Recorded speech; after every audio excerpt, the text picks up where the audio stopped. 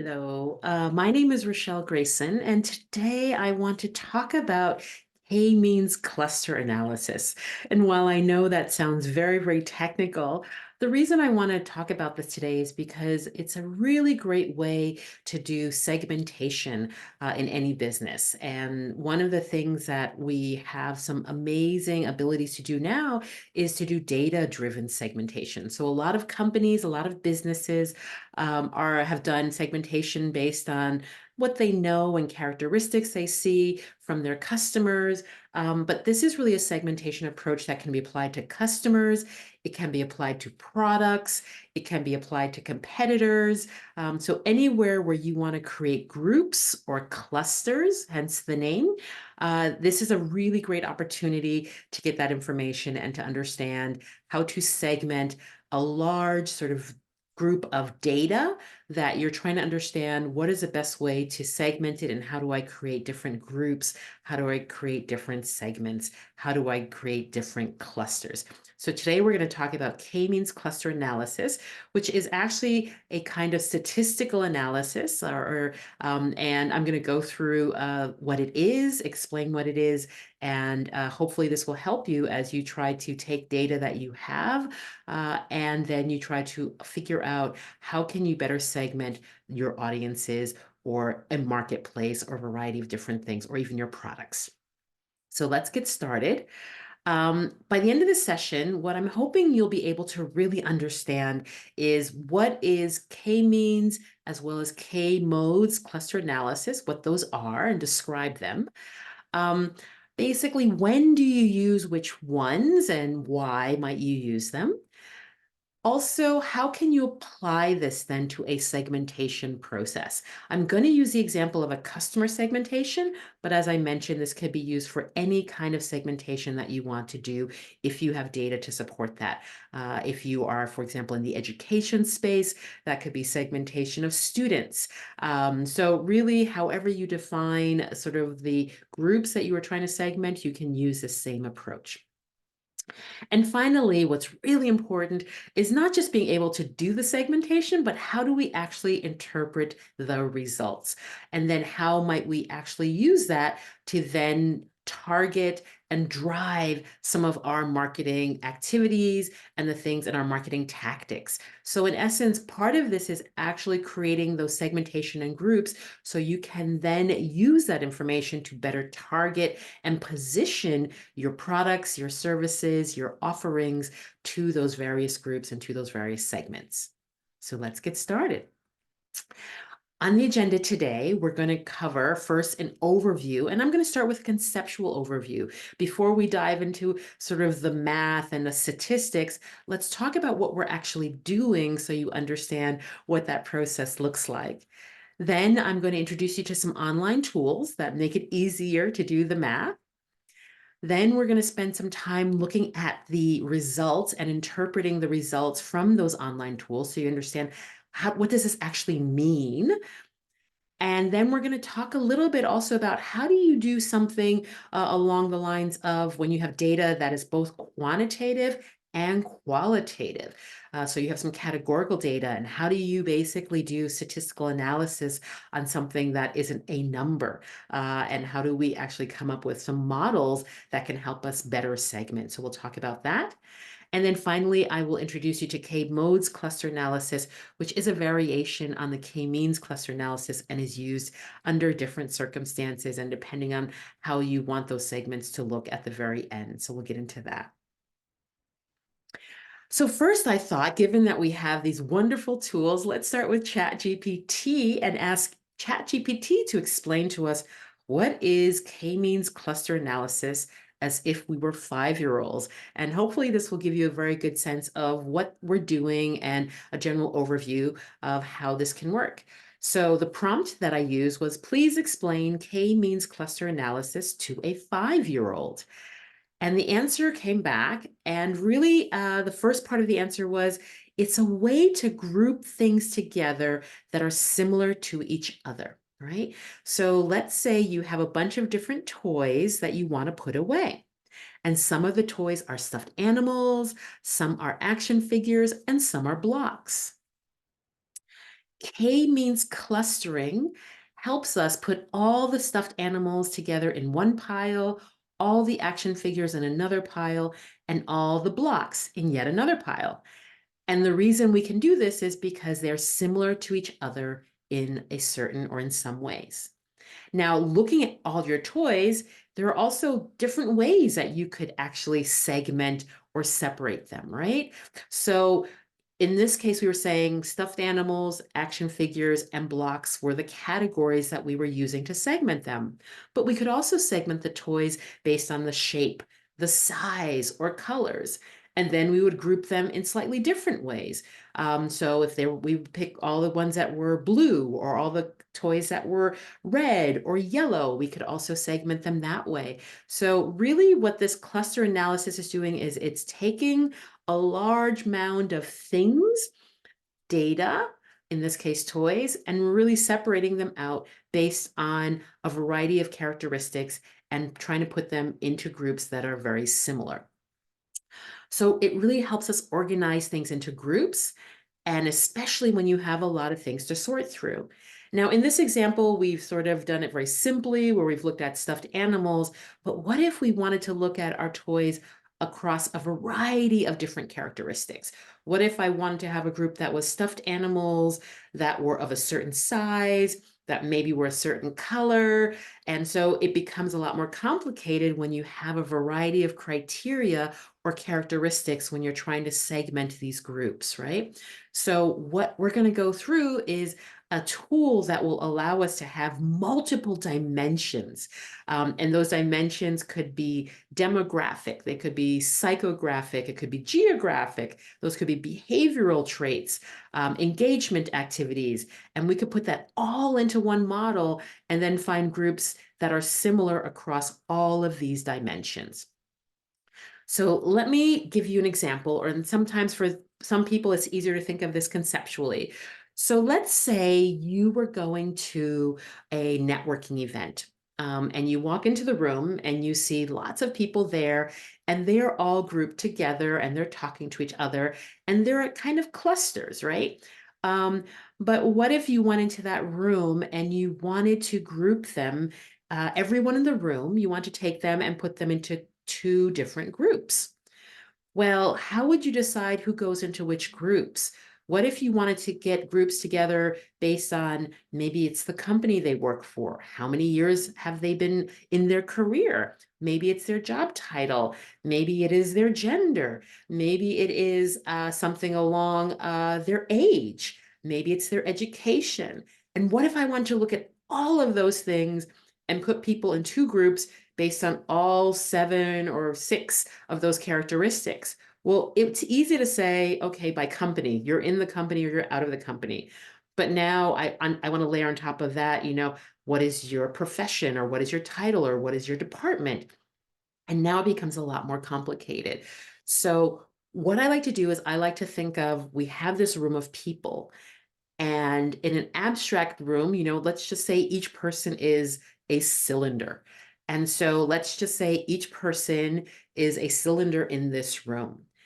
And now let's just pretend like we are a drone and we're going to go above the room. We're going to fly over this room and look down at the room. And basically, from the top of my head, I kind of look like a dot. I look like just one little, a dot of a person from really, really way up high. And so we now are getting higher and higher up, and we are now starting to look down on this room of people. And if you kind of think about that, that could look something like this, right? This could be a room of people, and there are all these people in the room. And now I want to do some segmentation. I want to do some grouping. Now, if this were my room, just by looking from the top, there might be a few ways that I could segment it, right? So the first thing might be, well, maybe I put all of these people in a group, sort of a red group, right? And then I have a yellow group here. So we have these two groups, but what about all of these people who kind of don't really fall within each one of those circles? Do they belong to the red group? Are they more like the people in the red group, or are they more like the people in the yellow group? How do we know on the edges exactly where these where these people belong, right? Or maybe we decide we want to break this up into 3 groups. And then we have a green group here, and we have a purple group there. That looks plausible as well, right? Maybe that's a better way of segmenting this particular group. But again, we have lots of dots that are kind of in between, and it's hard to know which group do they belong to. And so this is where we use statistics to figure out which ones are more like the others, very much like Sesame Street, which ones are more similar to the green group or the purple group or the yellow group. And when we do that statistical analysis, we can actually come up with something like this, where we have 3 groups and we know exactly which group each dot belongs to.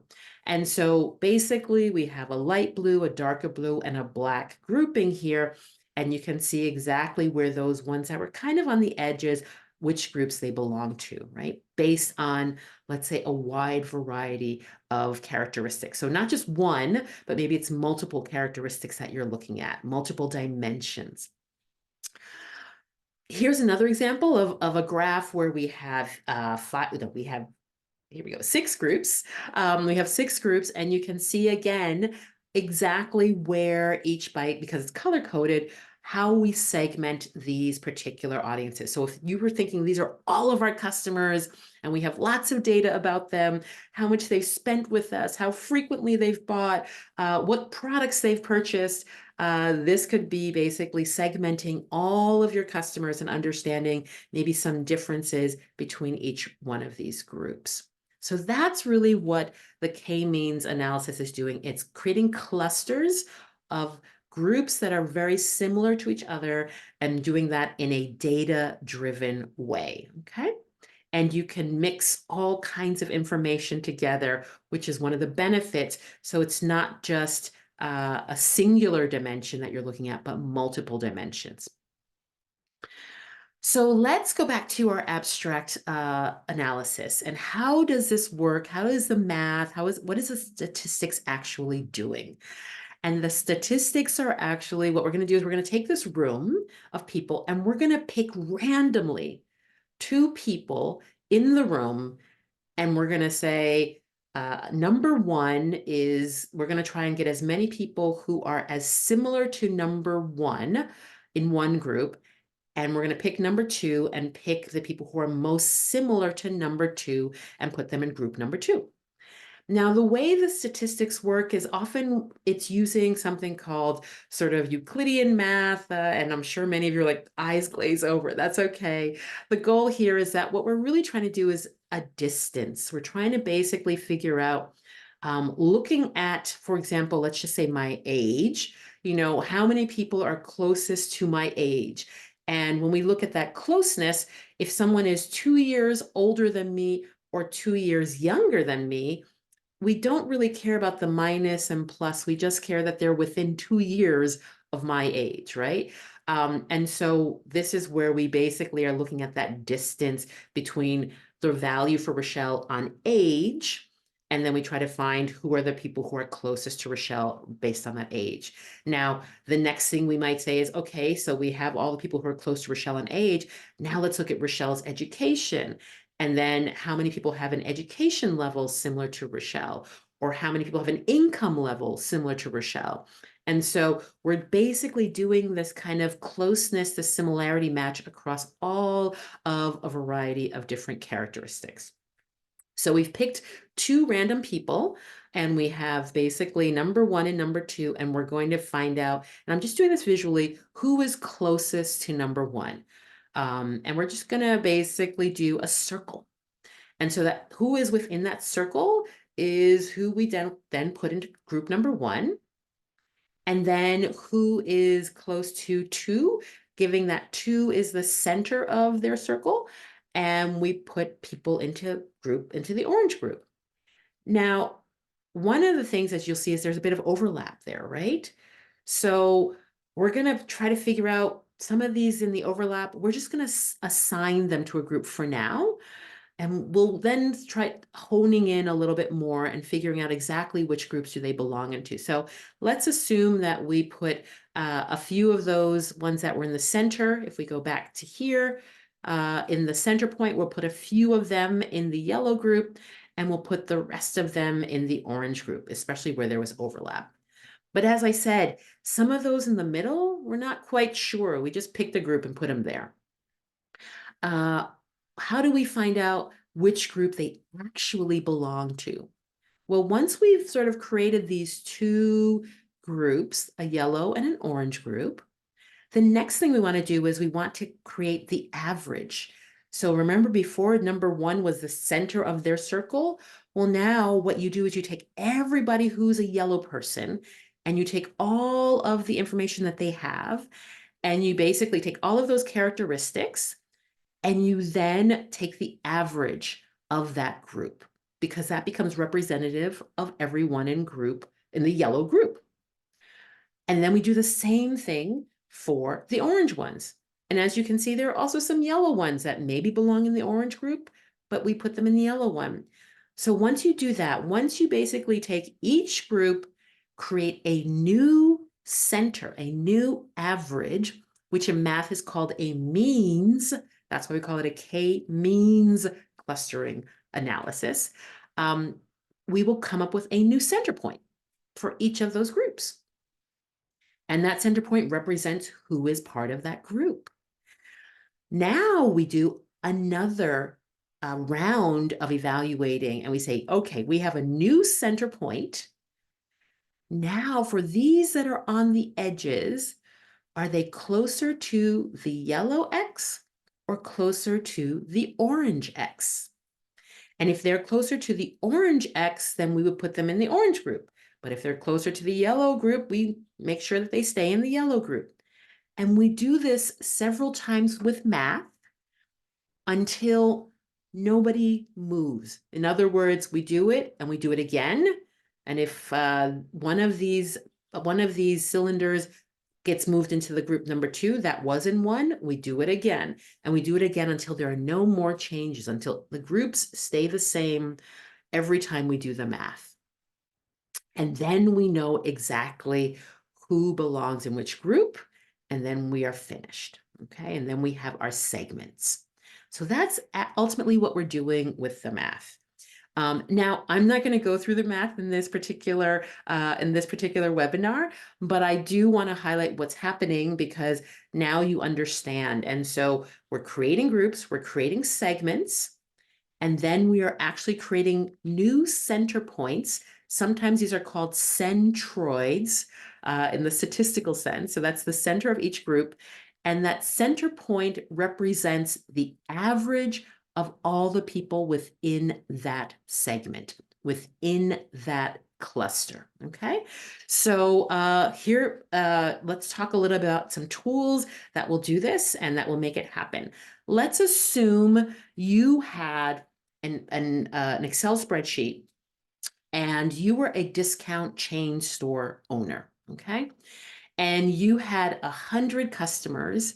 And for each of these 100 customers, you had their income, you had their age, and you had how much they spent, how much they ordered at your chain, at your discount store, right? There's a link here in the handouts that allow you to download this file. So I will also, please feel free to download this, click on this, and you can download the file. So I'm just showing the top 37. So P1 is just person number 1, but there are 100 people in this particular file. And now let's say I wanted to break this up into 5 different groups based on income, age, and how much they spent, or order value, the value of the orders that they made at my store. It would be hard for you to go through 100 of these and kind of figure out who's closest in age and who's closest in income and who spent roughly the same amount of money. So that's three sort of characteristics, 3 dimensions, 3 values, 3 variables that you're trying to, at the same time, figure out who's most like the others. And we want to then put these into 5 groups. How would you do this? Well, we let math do it and we let certain tools do it. So the first thing is there's a tool called a tool slick, and it basically has something called the K-means calculator, and it does all of that heavy lifting. Now, a couple of things you should keep in mind is that this tool allows you to upload files, but the files have to be CSV formatted files. So it won't accept Excel files, but if you save it as a .csv file, that allows you to upload it into this particular system. There's also a link here on the page as to where you can go and do all of these activities, the ToolSlick website, and specifically where you can see the K-means calculator. So you can upload a CSV file, and basically it will suck all the data into it. And if you have, like, as I showed above here before, the first row is like person, income, age, order value. So it kind of is the description of the values that are beneath it. Well, then you want to make sure that you click on this option that says has a header record.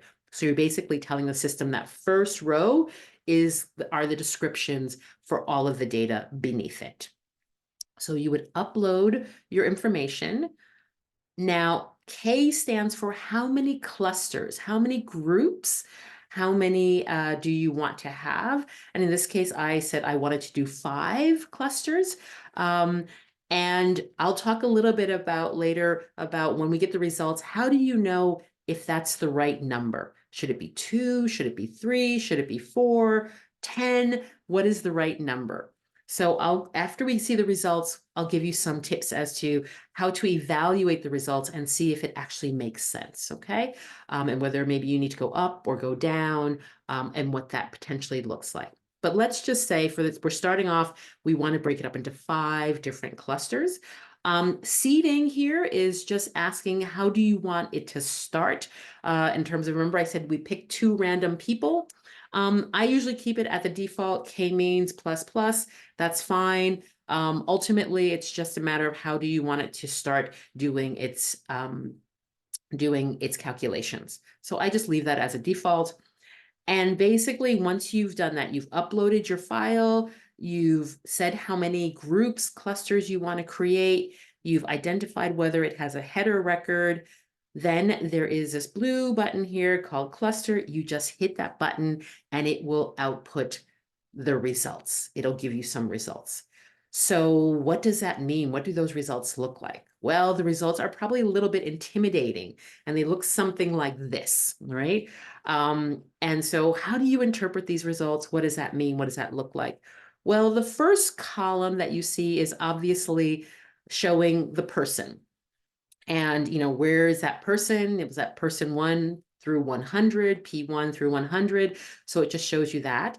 Then the next column is showing you all the values that were entered for that person. So all the values with regard to their income, their age, and their order value. So this is just putting a comma between all of those values. So this is what was in your spreadsheet for each one of those columns. So that's what they call the vector. That's what they basically, this is saying this is the data that was associated with, let's say in this case, person 14. And then the next thing that you want to do is that next column is the cluster ID. So remember we said we wanted to put them into 5 different clusters. Well, it starts at cluster 0. So in this case, we have 0, 1 through 4. We have, or 0 through 4. So 0, 1, 2, 3, 4. That's 5 clusters. And it basically is assigning each person to a cluster, to a group, to a segment. And so now we see that P14 actually has been assigned to group number 1. And P19 has been assigned to group number 0. So now we know which groups they are part of. Then the next thing is we want to look at how is each group, how is each segment, how is each cluster similar or different from each other?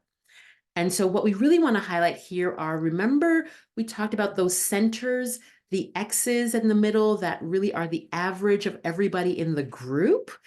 That's what these center and centroid values represent.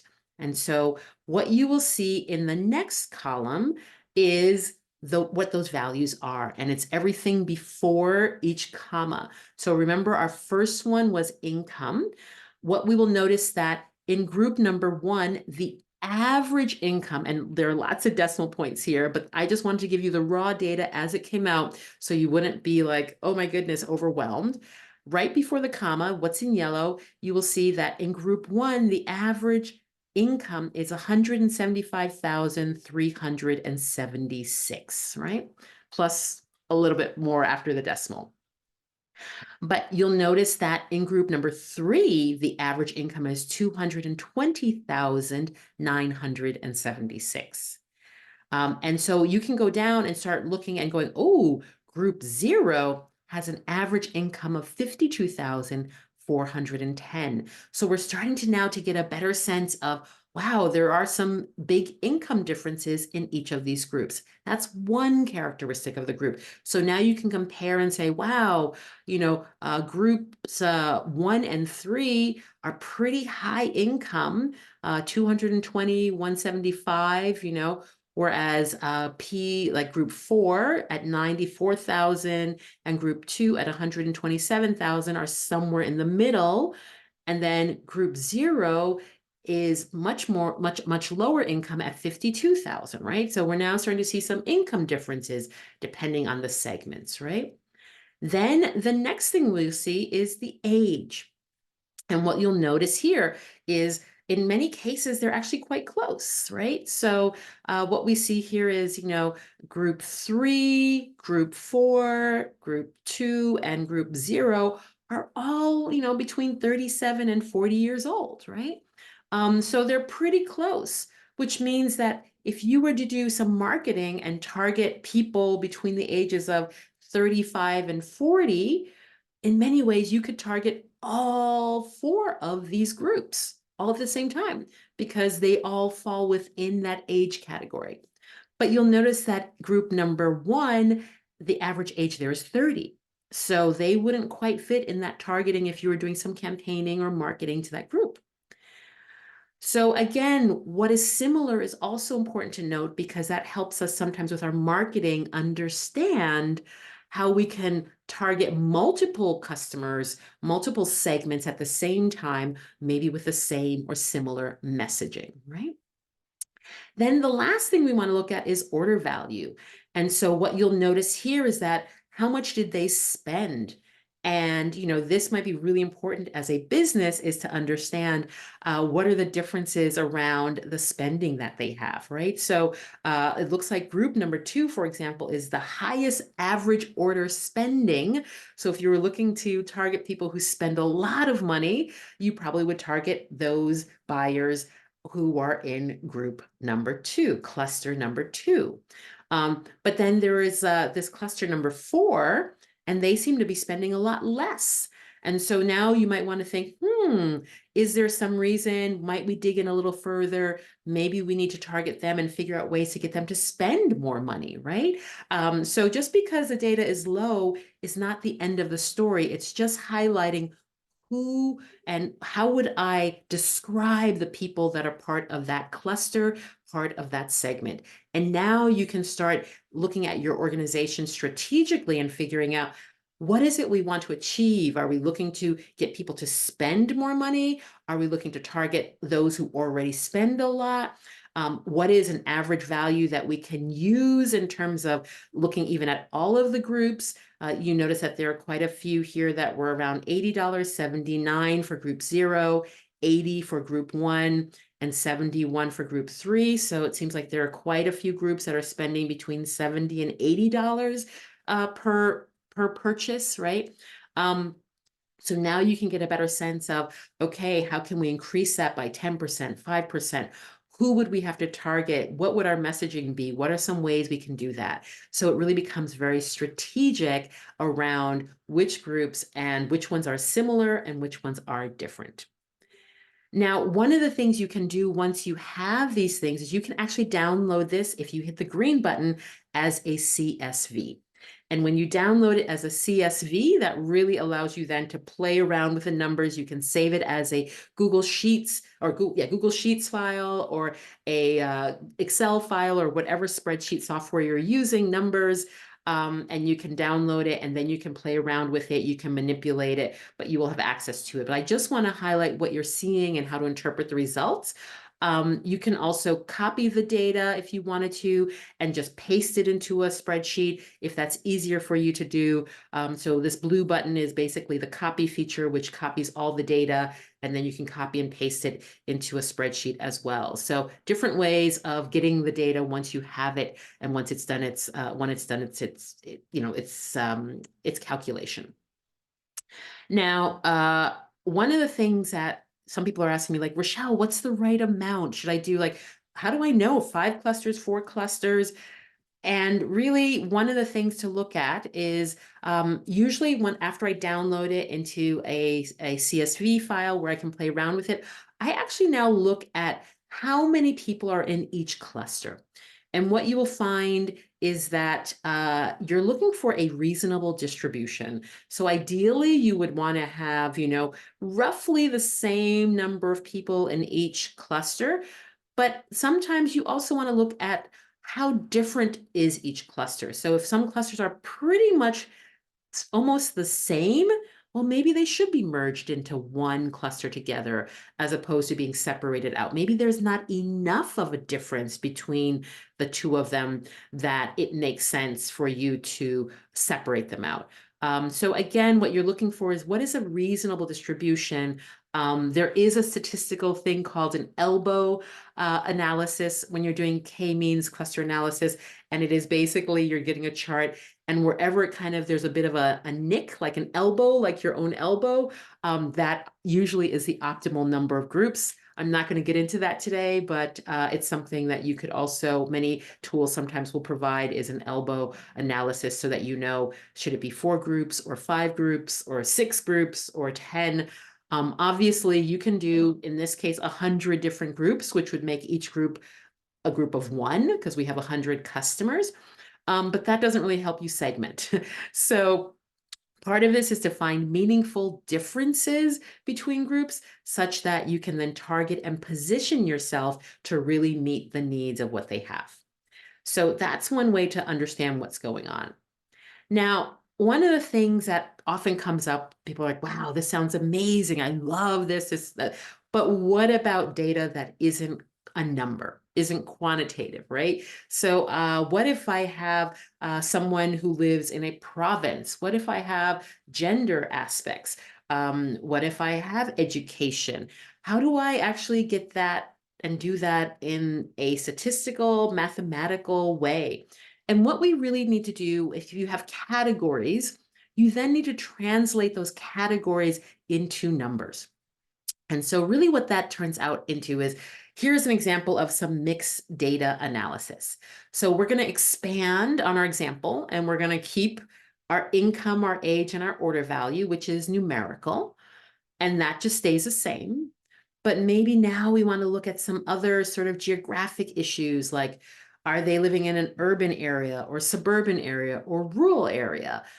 Which provinces are they in? What kind of education? What is the highest credential of education that they completed? Maybe we have a scale. How loyal are they on a scale of 1 to 5? How much do they know about us? How aware are they? And this may come from a customer survey that you've done. So you may have some of this information by asking customers.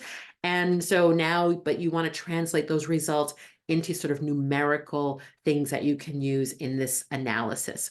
Where do they see some media? We did some advertising. Did they see our print advertising? Did we do something on television? Was it a billboard and out of home? Was it our internet advertising, digital advertising? And then, what channels, how did they get to us?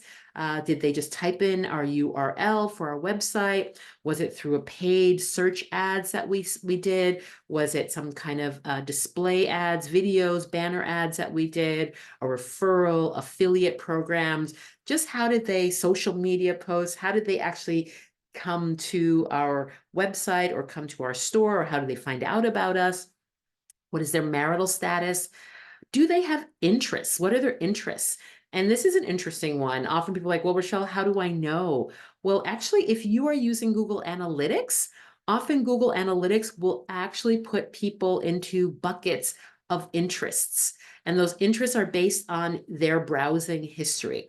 So if you go to a lot of fashion websites and beauty websites and things that talk about skincare, then often Google, even if it's not my website, but if that's the way where you surf, then Google might put you into a fashionistas / beauty interest bucket. So some of these interests can be gleaned directly from Google Analytics. What devices were they using to access, let's say, our website if all of this was done online? Was it, a smartphone? Was it a tablet? Was it a laptop or desktop? Maybe what is their gender identity? What does that look like? And then what products did they actually buy, right? Did they buy clothing or food or personal electronics or a small, and of course, in a mixed grocery list, it might be a combination of things. It might not just be one thing, but maybe what's the majority of things that they bought, right? And so you can do that as well. So this is just an example, but ultimately when you have categorical information, you want to translate that into sort of a number or a scale. But it's also okay if that scale is different. So for example, in terms of urban, suburban, and rural, we only have 3. So the scale is only 1 to 3. But in terms of provinces, I don't have territories. It's, 1 to 10. And if you want to add territories, you would add the territories to that and it would go further. So each scale can be different. The only thing that's required is that each column makes sense for that column, right? We're not comparing columns to columns. So you can have income at, hundreds of thousands of dollars or tens of thousands of dollars. Age is usually less than 100. And you saw order values, maybe that's, between $5 and $200. So again, the ranges can vary from column to column. So once we have that, then the next thing we're going to do is we're going to expand our spreadsheet. So again, this is a spreadsheet. If you actually go up to this previous one, you'll see there's a download for the file that uses this. So you can download this and use it and play along with it as you want. And so now we've extended all of these things. So we have those first 4 columns that we had before, but now we have a whole bunch of categories. And now we're going to do the same thing. We're going to upload it and we're going to do a k-means analysis. And then we will come back with our groups. And in each group, there will be an average. And that average will be a number. And then we'll have to go back to sort of our legend, if you will, and remember, okay, what does that look like? And in some cases, let's say you get a group that has an urban, suburban, rural average of 1.25. And what does that mean, Rochelle, right? 1.25. Well, it means that probably there are more urban people because it's closer to 1 than there are suburban and rural people, right? If the number is closer to 2, that potentially could mean that there are a lot more people who are from the suburban area. Or if it's closer to 3, that there are more people in that group who are from a rural sort of background. It doesn't have to equal 3, but it might be like, 2.87 or 2.75. So that gives you a sense of where that could potentially happen, right? So that's how you would interpret those results. But there's something that is a little bit, you're like, but Rochelle, like a province that is not like Ontario or British Columbia or something, or Manitoba or Saskatchewan, that's really hard, like with these decimals. And that's where we have something called the K-modes calculator.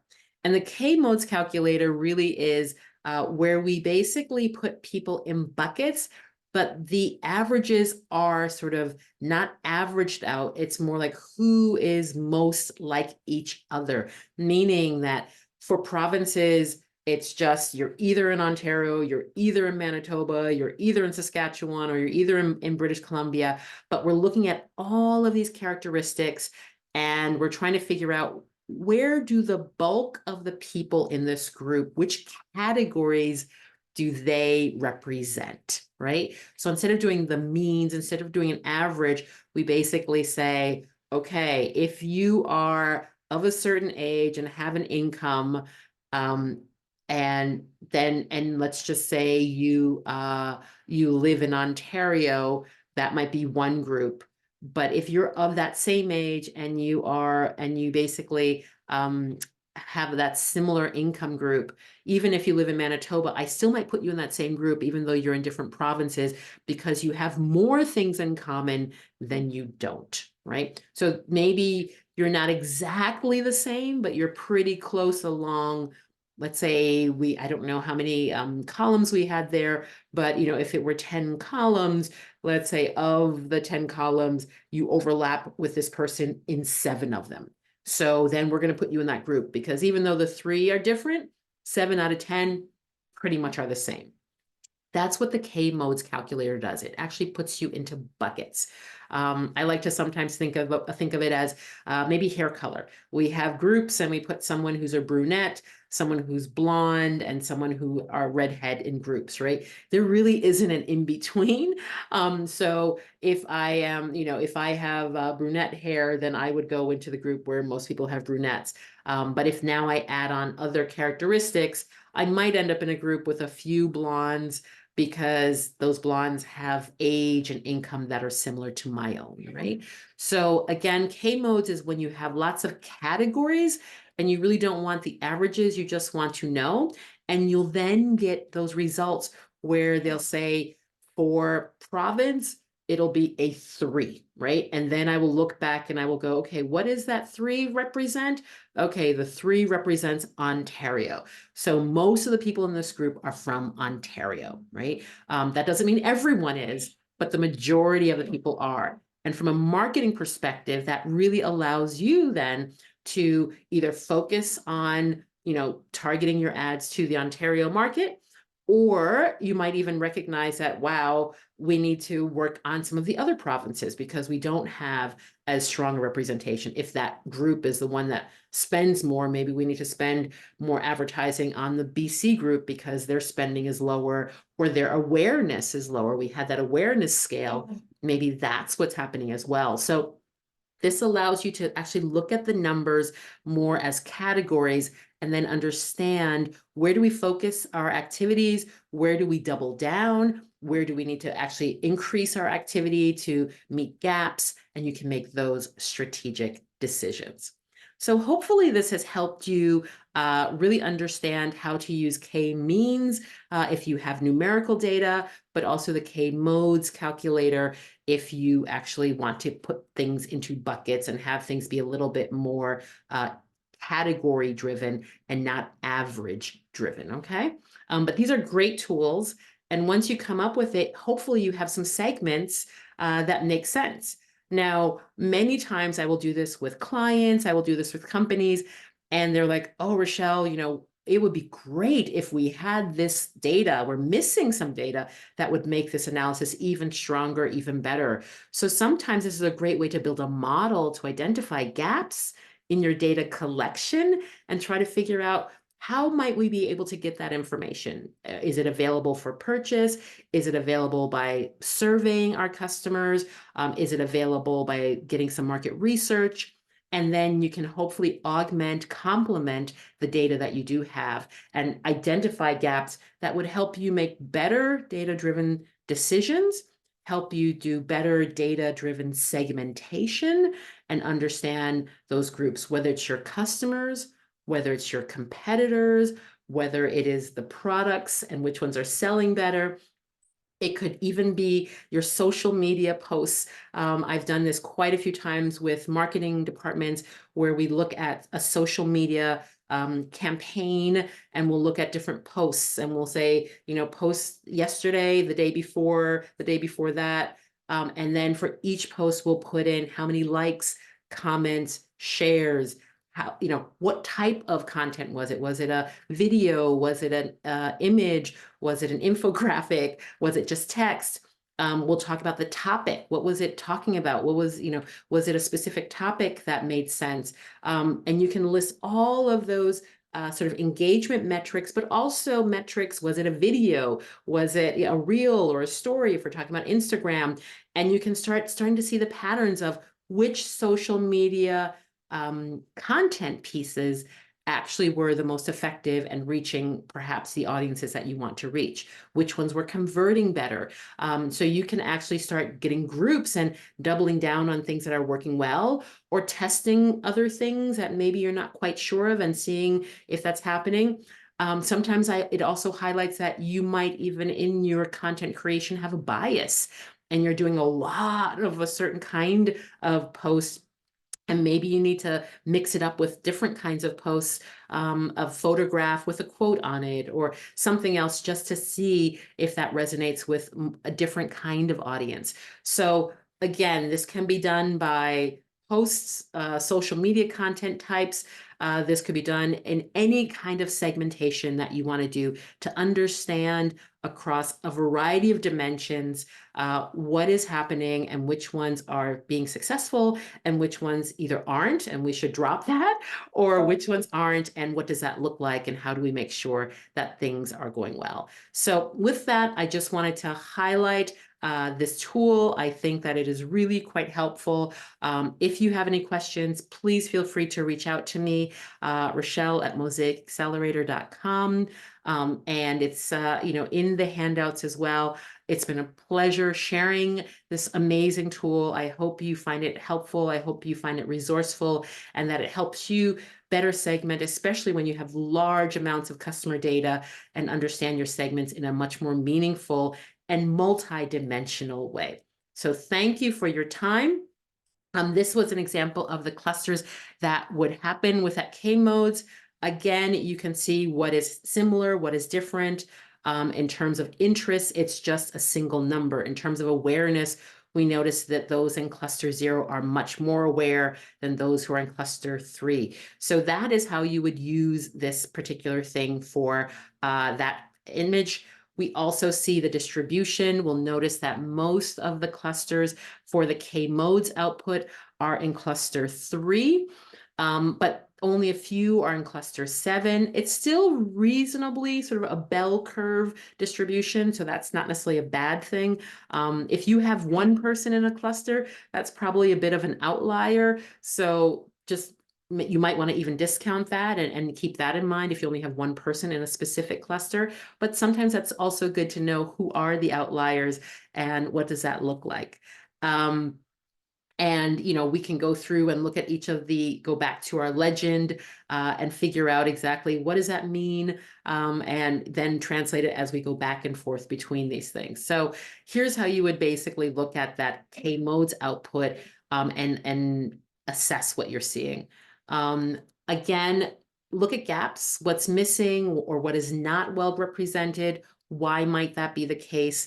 I always say numbers are the beginning of a story. So you want to tell that story. What does that look like? So make sure that you have that there as well when you're doing analysis. And then finally, how do these results align with our organizational and marketing objectives and activities, right? So looking at things, are there areas you want to improve? Are there areas that align? You're like, yes, we've done a lot of marketing in that particular area. So that's why we're seeing that loyalty and awareness really high. So that's showing us good value for that.